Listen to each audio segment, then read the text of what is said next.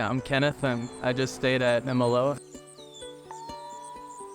The whole experience was so comforting and grounding from when we first got there, kind of feeling the warmth of the crew at Imiloa. And I didn't know anyone else at the retreat except for Geoffrey, so we're all kind of getting to know each other and to feel the warmth of the crew and being able to practice with everybody in the jungle. Kind of felt like I was swaddled by the cicadas, and it was just a very comforting experience where being at Imiloa with everyone, it was almost like everybody's guard was just lowered very quickly so we could be vulnerable with each other. What Geoffrey teaches, he's teaching us to learn about ourselves, teaching us to recognize our breath and about our subtle body, and to learn where we are with that and to be okay with it. And Imiloa and the jungle and the people there kind of teach the same thing. They offer the same sort of grounding and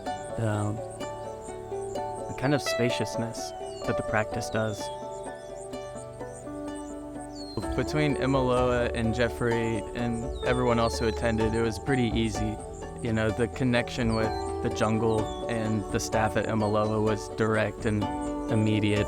And I've known Geoffrey for years, so I already knew that was, it was going to be easy to drop my guard. And getting to know everybody at the retreat and practicing together multiple times a day and sharing intimate experiences, either hiking together or, eating a beautiful dinner that's been prepared with fresh ingredients from the land.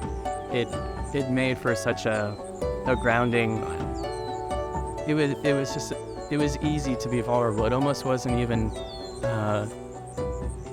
a thought. We all just kind of were, which is kind of how I feel like I always want to be if there aren't these outside pressures and parameters and expectations. So I felt like I've been able to be like that for this whole retreat. It's been really nice.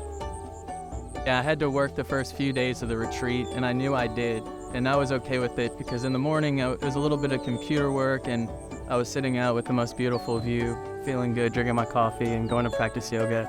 But on the second day, we usually have an hour or so to work on our breath and more reclined poses and get us prepared for the evening. And I had just gotten off the phone with some stressful phone calls, and I went down to the practice in the first 10 minutes where I was so filled with anxiety. I just wanted to get off the mat, leave, go get a cocktail somewhere and just ease the edge.